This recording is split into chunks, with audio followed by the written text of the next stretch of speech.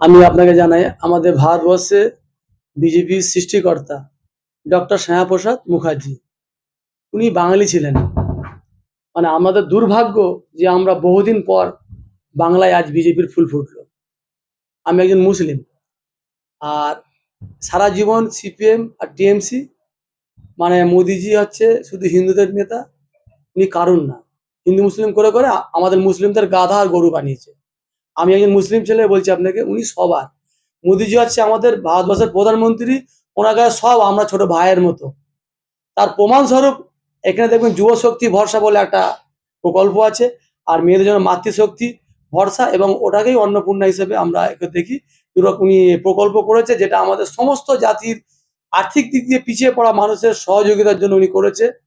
তা উনি যেটা করেছে এবং প্রতিশ্রুতি দিয়েছে সেটা সাকসেস কিনা আমি মুসলিম হয়ে আমরা বাড়ি বাড়ি নিয়ে যাব।